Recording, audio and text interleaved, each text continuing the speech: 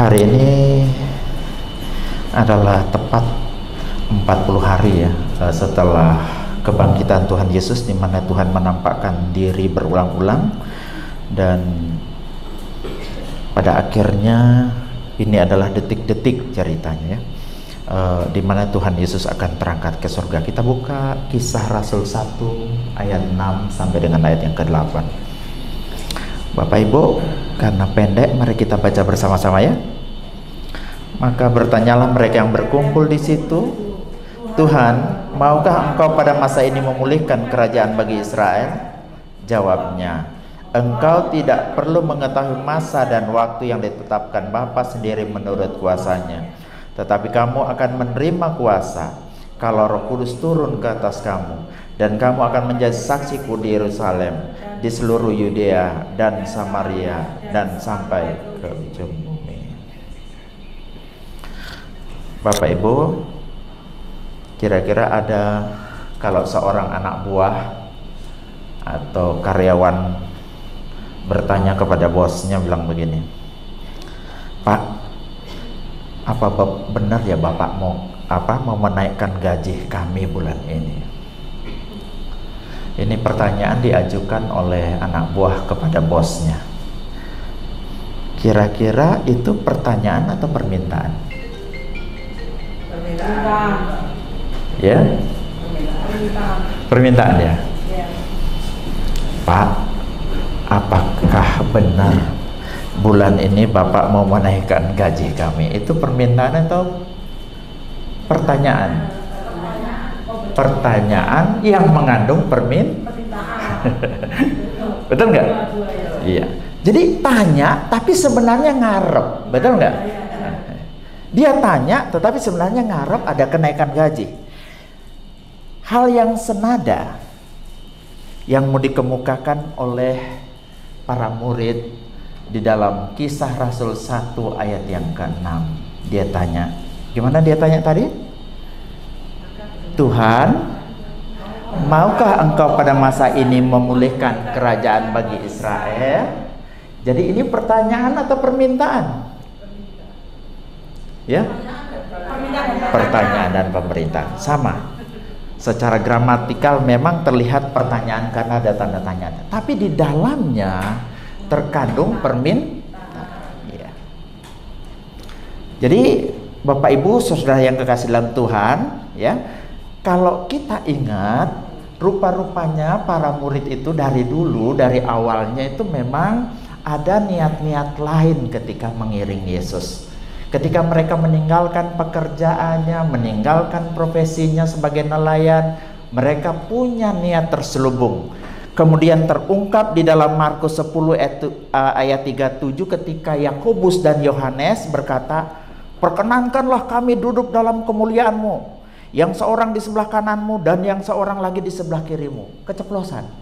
Rupa-rupanya mereka berharap suatu saat Yesus itu menjadi tokoh atau menjadi Mesias secara politik, sehingga dengan jabatan Yesus sebagai Mesias atau Raja secara politik mengangkat derajat mereka minimal sebagai tangan kanan atau tangan kiri. Dengan kata lain, dalam benak mereka, dalam pikiran mereka, ketika Yesus nanti jadi raja, mereka jadi orang yang berkuasa. Mereka jadi pembesar, menjadi orang yang punya jabatan. Kemudian coba kita lihat jawaban Yesus bagaimana. Di dalam ayat yang ke-7. Yesus menjawab dengan mengalihkan fokus bahwa bukan soal tahta yang akan kamu duduki, tetapi kuasa yang akan kamu terima. Bukan untuk memerintah, tetapi untuk menjadi saksi. Bukan tahta, tapi kuasa. Makanya judul hari ini, bukan tahta, tapi kuasa. Ya, ya. Jadi pada kesempatan kali ini kita akan belajar 3 fakta tentang kuasa yang Yesus janjikan. Ya, 3 fakta. Karena cuma 45 menit. Yang pertama, fakta pertama adalah cara kerjanya kuasa tersebut. Dari bacaan kita tadi, Kisah 1 ayat 6 sampai dengan yang ke-8, Murid-murid itu bertanya dan meminta masalah yang sifatnya pemulihan yang bersifatnya politik. Ceritanya bangsa Israel itu tidak benar-benar pernah merdeka kurang lebih 570 tahun. Dan dijajah oleh Romawi saja kurang lebih 90 sampai 93 tahun. Tergantung kita menghitungnya dan bagaimana cara menghitungnya. Jadi kurang lebih 93 tahun dijajah oleh Romawi. Dan memang tidak salah ketika pertanyaan ini diajukan dalam kurun waktu 93 tahun sampai pertanyaan ini diajukan. Mereka bertanya, apakah sekarang waktunya Israel merdeka? Apakah sekarang waktunya Tuhan engkau akan menjadi raja dan membebaskan Israel dari penjajahan yang dilakukan oleh Roma? Ya. Tapi jawaban Yesus itu unik. Dia tidak menjawab pertanyaannya secara langsung. Dia bilang itu hak prerogatifnya Bapa. Tetapi dalam ayat yang ke-8 dia sambung, tetapi kamu akan menerima kuasa kalau Roh Kudus turun ke atas kamu. Ya. Jadi pertanyaan para murid itu sebenarnya salah fokus ya. Dan Yesus tidak menjawab kapan kerajaan Israel akan dipulihkan, tetapi mengarahkan mereka pada pemulihan yang dalam, yaitu transformasi karakter dan kuasa spiritual. Kalau saya mau ringkas dengan bahasa sederhana begini, Bapak, ya, next. Tuhan lebih tertarik mengubah dan memulihkan pribadimu daripada situasimu.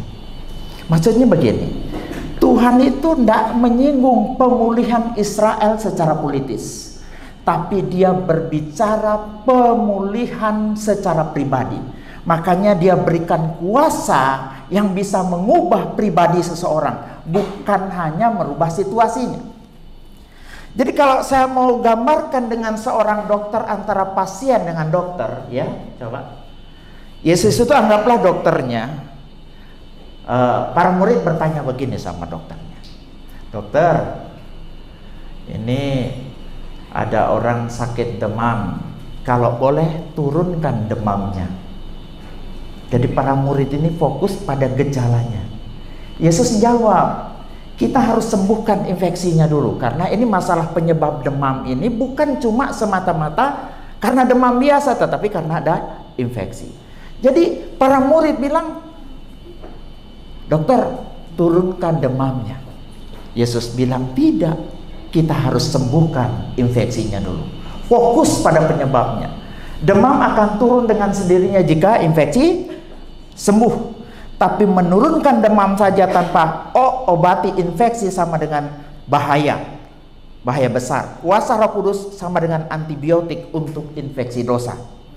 Jadi maksudnya begini Bapak Ibu, Yesus tidak hanya memulihkan situasinya, tetapi dia menyelesaikan akar masalahnya yang sifatnya pribadi. Dia tidak hanya memulihkan Israel dalam kondisi politik, ekonomi dan sebagainya, bukan cuma itu yang Yesus mau bahas. Tapi yang dia mau bahas adalah dirimu dulu itu loh yang harus dirubah, dirimu yang harus dipulihkan, baru nyusul situasimu, baru menyusul keadaanmu. Karena apa? Pemulihan keadaan, pemulihan situasi tanpa pemulihan diri itu berbahaya.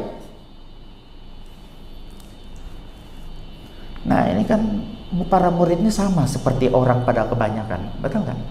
Senang sekali kalau berdoa, Tuhan pulihkan bisnis saya, betul? Tuhan pulihkan kesehatan saya, Tuhan pulihkan keluarga saya, Tuhan pulihkan anak-anak saya dan sebagainya. Tetapi Tuhan jawab kadang-kadang, pulihkan dulu dirimu, baru keadaanmu menyusul. Kuasa yang Tuhan beri itu adalah kuasa yang bersumber dari Roh Kudus. Itu adalah kuasa yang sanggup memulihkan dari dalam baru keluar, bukan hanya pemulihan yang di luar semata. Memulihkan ekonomi kita semudah membalikan telapak tangan dalam kacamata Tuhan. Memulihkan keluarga kita adalah hal yang mudah dalam pandangan Tuhan. Memulihkan bisnis kita, apapun itu sulitnya, itu adalah hal yang sepele dalam pandangan Tuhan. Tetapi Tuhan mau pemulihan itu dari dalam keluar. Pribadi dulu baru. Jadi kemarin Bapak Ibu, sebelum saya singgung yang kemarin ya, dalam hal ini kita harus belajar untuk berubah doa kita ya. Ubah doa kita yang dulunya begini. Tuhan tolong pulihkan pekerjaanku. Tuhan tolong sembuhkan penyakitku. Tuhan tolong pulihkan situasi dan keadaanku. Tuhan pulihkan keluarga. Tapi ubah, Tuhan pulihkan hatiku. Tuhan pulihkan rohaniku. Tuhan bentuk aku lewat proses ini. Tuhan ajari aku bersandar padamu. Jadikan aku saksimu di tengah situasi ini. Kita rubah cara doanya. Kenapa begitu? Karena Tuhan lebih tertarik memulihkan dirimu, memulihkan keadaan diri kita daripada keadaan kita. Markus 8 ayat 36 bilang begini, apa gunanya seseorang memperoleh seluruh dunia tetapi ia kehilangan nyawa?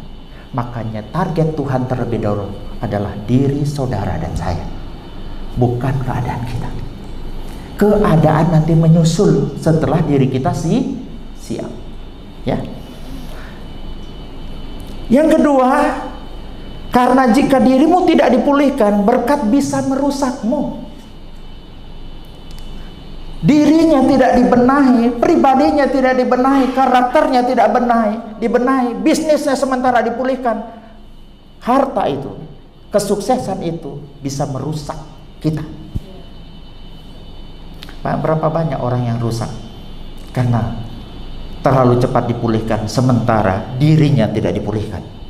Makanya sama seperti murid-murid yang selalu fokus pada pemulihan situasi dan keadaan, tetapi tidak fokus pada pemulihan di Tuhan bilang, murid-murid, saya mau sampaikan sama kamu ya, masalah pemulihan keadaan di Israel itu gampang. Tuhan punya waktu, tapi kamu akan punya kuasa kalau Roh Kudus ada dalam dirimu. Yang Tuhan mau sampaikan, kamu punya kuasa memulihkan yang akan tinggal di dalammu, dan kamu akan dipulihkan, dirimu dipulihkan, setelah itu baru keadaanmu. Kemarin kita belajar tentang bahaya harta. Salah satu itu, harta itu bisa merusak prioritas. Benar nggak? Di mana hartamu berada, di situ hatimu. Karena hati di situ, ya prioritas kita ke situ terus. Ya, saya ingat tahun 90 berapa saya beli mobil ya, pertama kali punya mobil. Sampai saking hati itu melekat di situ sampai tidur di mobil, saudara. Ya, saya ingat mobil saya waktu itu TS 120 ya. Sampai tidur di mobil karena hati itu ada di, memang dasar. Jadi prioritas kita akan di situ terus, kesana kemari pikiran kita di mobil. Ya, pergi ke gereja pikiran di mobil. Karena apa? Harta bisa merusak prioritas. Harta juga bisa merusak yang tadinya sabar tiba-tiba menjadi tidak sabar, berubah karakternya. Yang tadinya tidak sombong bisa berubah menjadi sombong. Harta juga bisa merubah nada bicara. Itu yang kemarin kita sempat singgung, ya. Jadi artinya apa? Pemulihan harta tanpa dibarengi pemulihan diri, harta menjadi berbahaya buat kita. Makanya Tuhan bilang, puasa, kalau Roh Kudus turun ke atas kamu, akan mempersiapkan kamu, memulihkan dirimu. Setelah itu pemulihan yang lain itu tinggal gampang menyusul. Ya, amin.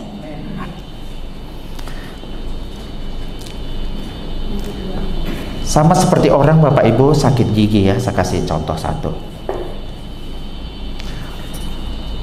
Ketika kita sakit gigi, ada orang yang langsung minta cuma sakitnya itu dihilangkan dengan minum obat penghilang rasa, anti nyeri atau penghilang rasa sakit, analgetik ya kalau tidak salah istilahnya. Ya.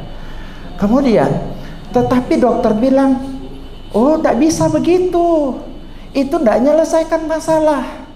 gigimu harus diselesaikan dulu, dicabut atau diapakan, baru nanti rasa sakitnya Jadi cara kerja Tuhan adalah menyelesaikan sampai ke akar-akarnya, sehingga permasalahan itu tidak kambuh kembali. Banyak orang yang belum selesai diproses oleh Tuhan, kemudian ekonominya dipulihkan, bukan tambah bagus, tapi tambah jahat, tambah hancur. Pemulihan yang sifatnya materi dan lahiriah itu bisa membuatnya tambah jauh dari Tuhan. Tidak salah kemudian dikatakan, apa gunanya seseorang memperoleh isi dunia, tapi jiwanya binasa. Cara kerjanya adalah pemulihan pribadi, dan setelah itu pemulihan Tidak tahu Bapak Ibu hari ini mungkin sedang diproses oleh Tuhan. Satu hal yang Tuhan mau sampaikan, engkau sedang dibenahi, pribadi saudara dan saya sedang diperbaiki. Mungkin lewat sakit penyakit, mungkin lewat masalah ekonomi, mungkin keadaan-keadaan lainnya, tapi Tuhan sedang proses kita. Kemudian setelah pemulihan pribadi tadi, bisa jadi kita dipulihkan situasi dan keadaan kita. Yang kedua, tadi cara kerjanya. Yang kedua apa? Sumbernya. Jadi sumber kuasa itu adalah Roh Kudus. Jadi hanya harus dimengerti. Beda loh Roh Kudus dengan kuasa itu. Tetapi kamu akan menerima kuasa kalau Roh Kudus turun ke atas kamu. Jadi kuasa di sini sama enggak dengan Roh Kudus? Roh Kudus itu pemberi kuasa. Roh Kudus kuasa itu adalah manifestasi daripada karya Roh Kudus. Ya. Ini harus kita pahami pelan-pelan. Coba kita lihat ayatnya Bapak Ibu. Tetapi kamu akan menerima kuasa kalau Roh Kudus turun ke atas kamu. Jadi Roh Kudus itu yang memberi kuasa. Kemudian dalam terjemahan yang lain, tetapi kalian masing-masing akan menerima kuasa ketika Roh Kudus diutus dan tinggal di dalammu. Jadi Roh Kudus itu ada di dalam kita karena kita percaya kepada Yesus adalah Tuhan. Setelah itu Roh Kudus itu yang akan memberi kuasa. Nah, kuasa ini apa bahasa Yunaninya Bapak Ibu? Dunamis. Dunamis itu muncul kemudian kata dunamis atau dinamis, ya. Dari kata dinamis inilah muncul istilah dinamit.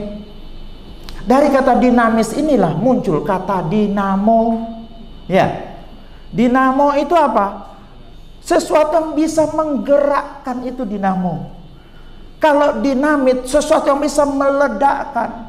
Jadi ketika Roh Kudus dalam diri kita, dia memberi kuasa yang bisa membuat kita menggerakkan sesuatu, yang bisa membuat meledakkan sesuatu. Makanya tidak heran ketika Petrus punya dinamis itu, satu kali khotbah 3.000 orang bertobat. Bukankah hati yang keras itu diledakkan dengan dinamit yang ada pada Petrus? Ya. Bukankah khotbahnya Petrus itu menjadi dinamo yang menggerakkan begitu banyak orang? Nah, jadi ini dinamo itu ya. Dinamit tersebut. Jadi sumbernya adalah Roh Kudus. Nah, manifestasinya kemana? Next.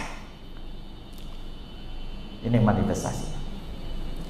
Jadi ketika Bapak Ibu nanti punya Roh Kudus, setelah percaya sama Yesus, nanti Bapak Ibu kaget, Roh Kudus akan berkarya dan memberikan kita kuasa. Kuasanya itu bentuknya apa?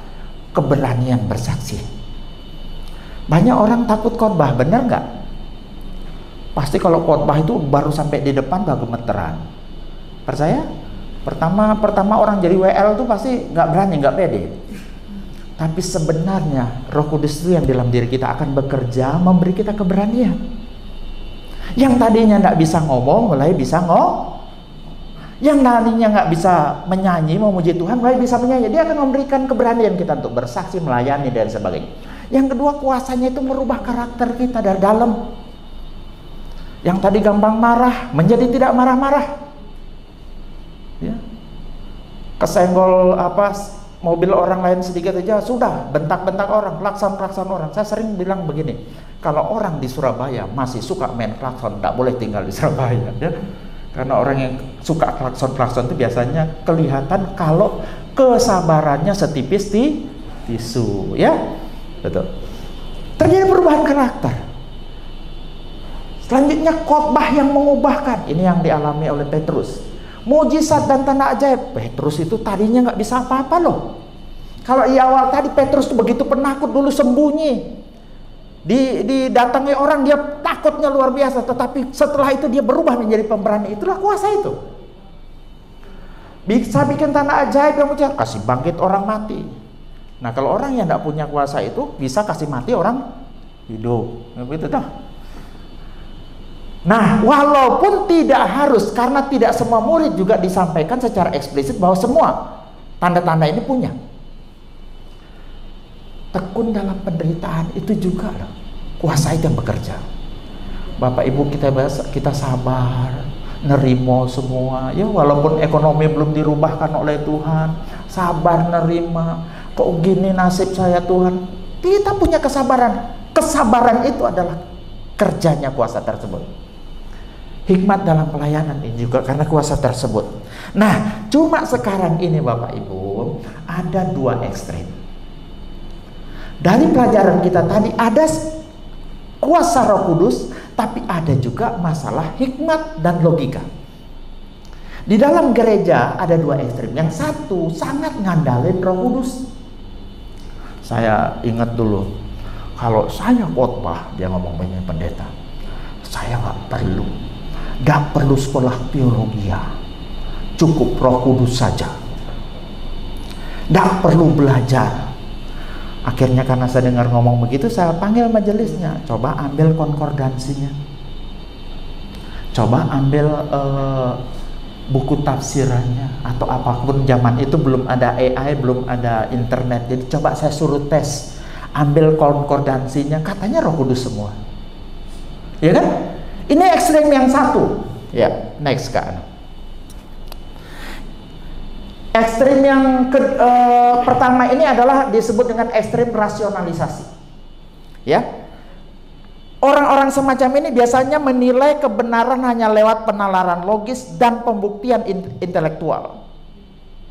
Nah, kalau nggak logis, nggak masuk akal, nggak terima. Misalnya kalau di dalam Alkitab tuh ada hal-hal yang kita anggap nggak masuk akal, kemudian kita tolak.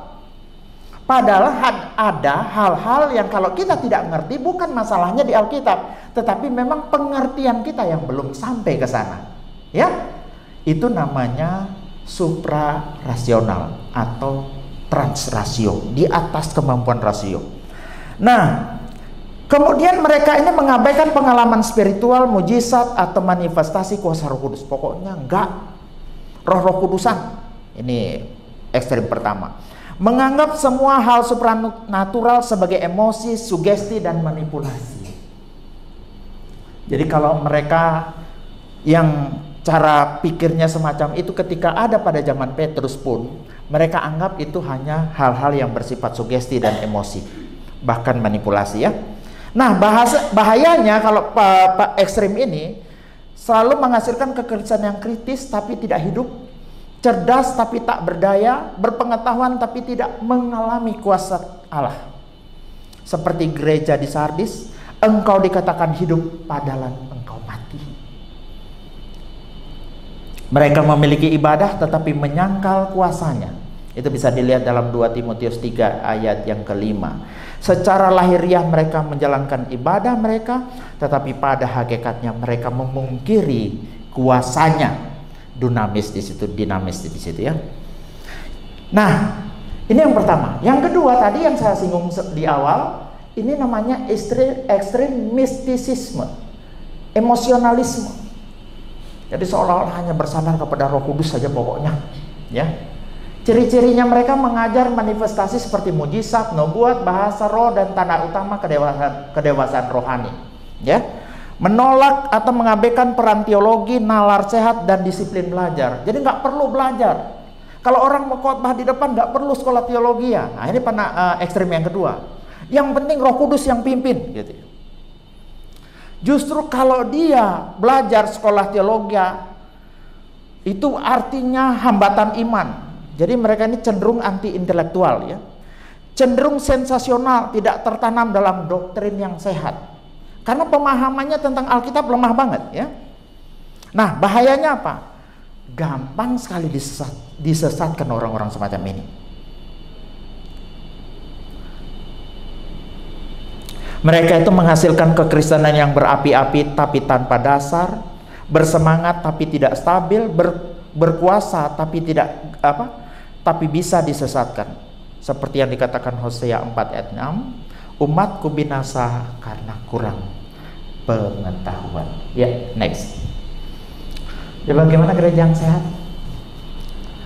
Dari cerita tadi, ketika Yesus berbicara tentang kuasa, Yesus mau mengajar bahwa gereja yang sehat itu adalah gereja yang berakar dalam firman dan bergerak dalam kuasa Roh Kudus. Jadi dua-duanya harus imbang.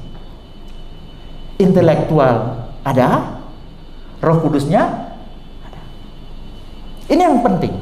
Karena kalau berat sebelah ini bahaya sekali. Bukan firman saja, bukan kuasa saja, tapi firman yang berkuasa dan kuasa yang berdasarkan kebenaran. Ini ya harus diingat. Jadi jangan bahasa lainnya itu terlalu anti dengan logika. Tidak, logika itu harus berjalan bersama-sama dengan kuasa Roh Kudus. Logika kita itu diurapi oleh kuasa Roh Kudus. Benar? Ini gereja yang benar. Jadi kalau gereja yang ngajarin bahwa logikanya harus dihapus, logikanya jangan dipakai, itu pasti keliru. Atau ada gereja yang menekankan kuasa-kuasa, tidak perlu belajar, itu juga keliru. Atau ada gereja yang menekankan logika-logika, tapi kuasa Roh Kudus diabaikan, itu juga keliru. Yang benar itu berjalan bersama-sama.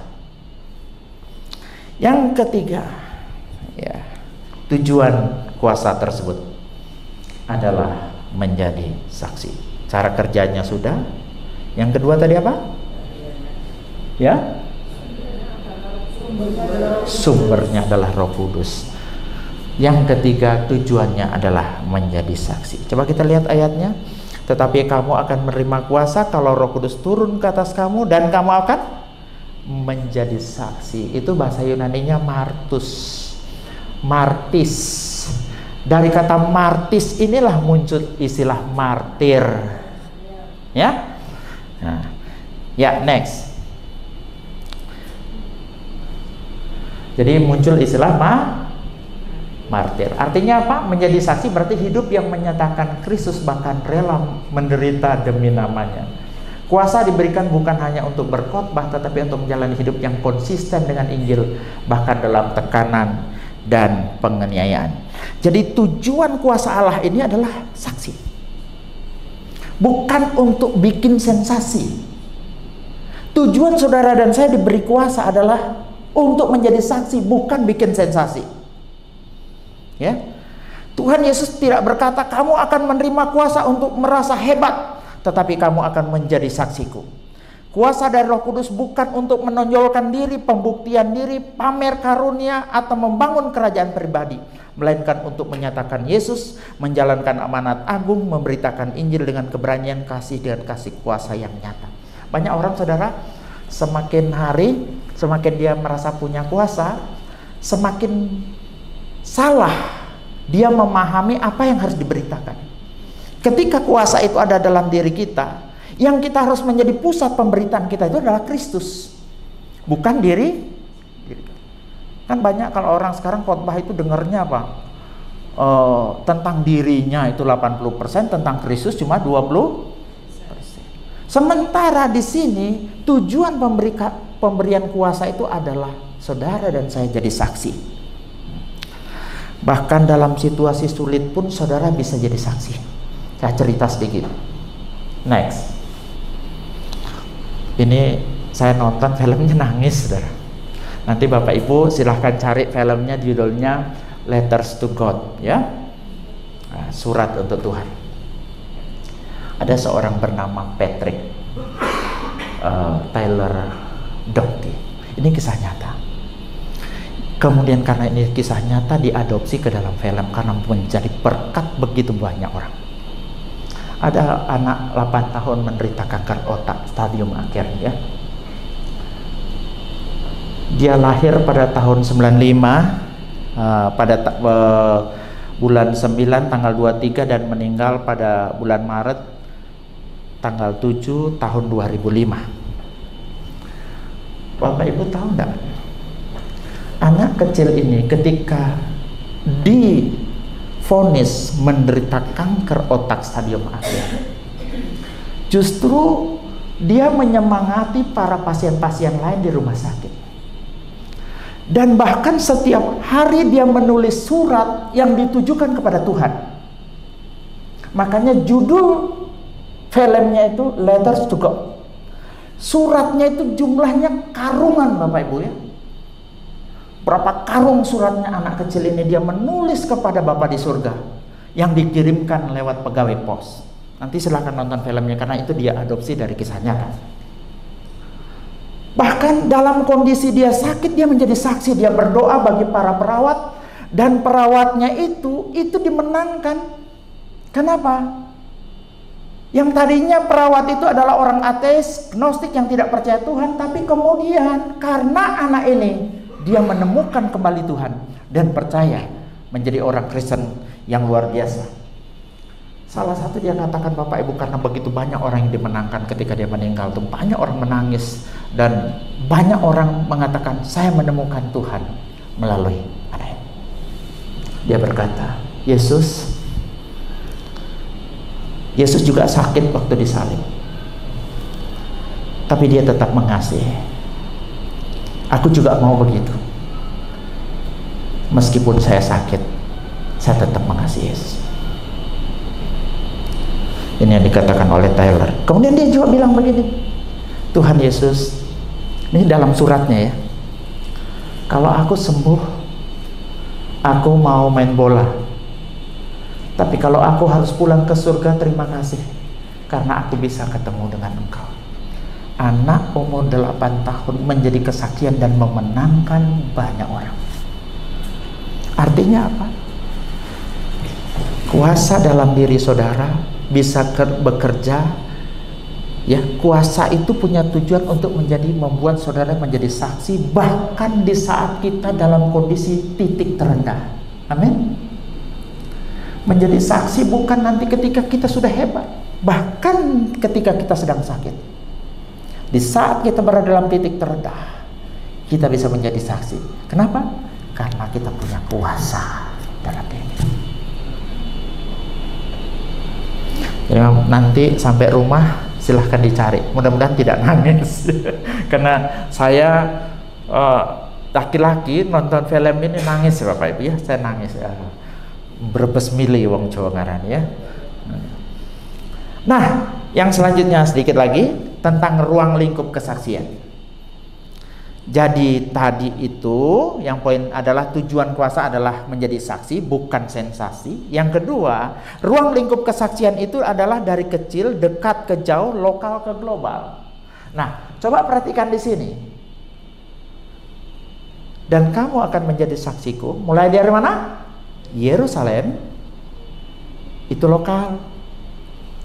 Yudea dan Samaria, regional. Sampai ke ujung bumi, global. Jadi sifat kuasa itu, ruang lingkup kuasa itu bekerja dari kecil ke besar. Ya, bisa paham ya? Dari lokal, regional, dan global. Dia tidak terbalik cara kerjanya. Apa bahasa lainnya? Kita itu menjadi saksi dulu dalam hal yang kecil, melebar sampai yang besar. Menjadi saksi dulu di area lokal, regional, baru global. Jangan pernah berpikir menjadi saksi di ujung bumi, sementara di area kita, area terdekat kita tidak bisa jadi berkat. Mulai jadi berkat bagi orang-orang sekitar kita, keluarga kita, gereja kita, baru kita mengembang keluar. Nah, kalau kita mengembang keluar atau menjadi saksi di luar sana sementara di dalam berantakan, kita tidak lain atau tidak sama dengan mercusuar. Mercusuar itu kalau bersinar jauh sana, kapal yang berapa puluh kilometer diteranginya, tetapi di bawahnya gelap. Bisa nangkep ya? Jadi ini sifat mercusuar. Kita menerang yang jauh sana, tapi yang di bawah kita gelap. Kita mungkin menyinari orang di Papua sana, tetapi yang di Surabaya sendiri tidak terang. Kita menyinari orang di Surabaya Barat sana misalnya, tapi yang di Surabaya Timur kita tidak terangi. Kita menyinari tetangga kita, sementara keluarga kita tidak terangi. Ini yang dimaksudkan. Nah, makanya kalau Bapak Ibu perhatikan syarat untuk penilik jemaat. Kalau ketemu di Alkitab, kebetulan saya baru mengerjakan tugas tentang hierarki gereja di mata kuliah apa kemarin kalau lupa saya, yang harus dikumpul tanggal 31 ini, saya membuat judul tentang hierarki gereja dalam perjanjian baru. Nah, di situ Bapak Ibu, penilik jemaat dengan penatua itu istilah yang sering dipakai bergantian, yang menunjuk kepada pendeta. Ya, itu para pendeta itu penilik jemaat dengan, makanya ada syarat kualifikasi yang tidak bisa dilanggar. Coba lihat, ini penilik jemaat ini atau penatua. Seorang kepala keluarga yang baik, disegani dan dihormati anak-anaknya. Sebab jika seorang tidak tahu mengatur keluarganya sendiri, bagaimana ia dapat mengatur jemaat Allah? Makanya syarat menjadi pendeta, dia kalau tidak bisa ngurusi jemaat, tidak mungkin dia dilantik jadi pendeta. Ya, kenapa? Ini syarat mutlak. Dia harus bisa ngurus terus ini. Sama, kalau saya khotbah di depan sini, sementara istri saya mencibir di sana, betul? Itu sama dengan mercusuar. Olah, iso gajah di blangkone awakmu iku, kan begitu tak? Iso khotbah ora iso anak-anak kita nggak mau dengar kita. Bagaimana mungkin saya berdiri dan berkhotbah di sini? Kemarin saya katakan, menjadi gembala itu adalah seluruh keluarga, betul? Dia tidak berbicara cuma suaminya, walaupun yang punya SK di sini cuma saya, tetapi dia harus terlibat. Saya sering ingatkan mereka, yang melayani di sini bukan cuma saya, kamu. Karena banyak gereja hancur karena anak pendeta, banyak gereja hancur karena istri pendeta. Makanya kita semua melayani di sini. Nah, setelah kita menjadi berkat di keluarga, baru kita merambah ke, ini prinsip yang harus kita pegang. Nah, jadi Bapak Ibu uji ya, uji keberhasilan bukan hanya dari jumlah jemaat, likes di sosmed. Nah, berapa bulan yang lalu saya khotbah di Jakarta, judulnya itu 1 jempol Tuhan jauh lebih berharga daripada 1 juta jempol manusia. Banyak pendeta-pendeta sekarang mengukur keberhasilannya dari jumlah like di sosmed, dari jumlah jempol di sosmed. Dipikirnya perkenan Tuhan dihitung dari jumlah jempol itu. Paulus tidak begitu. Adakah ku cari perkenan manusia?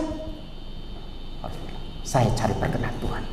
Yang ada, kalau mau bahasa lainnya, adakah ku cari jempol manusia? Yang Paulus cari jempolnya Tuhan. Biar banyak jempol kepada kita, ternyata Tuhan tidak memberi jempol, percuma, sia-sia. Jadi ini penyakitnya orang yang masih butuh validasi eksternal, mengukur dirinya besar dan kecil dari jumlah pengikut di sosmed, mengukur perkenan Tuhan dari like-nya orang. Karena itu Bapak Ibu, tujuan kuasa ini adalah apa? Saudara dan saya menjadi saksi.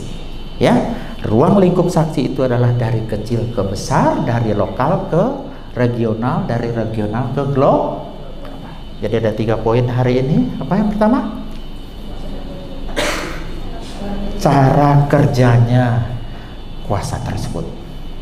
Pribadi baru ke situasi. Pribadi kita harus dirubah, baru situasi kita. Jangan minta bisnis kita dipulihkan tanpa pribadi kita dibenahi.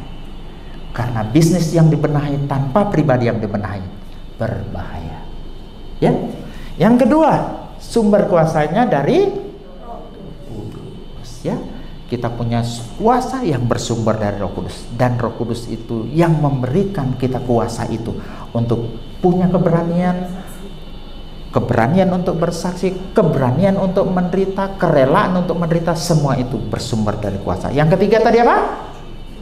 Tujuan kuasa itu diberikan adalah bersaksi. Tuhan Yesus memberkati.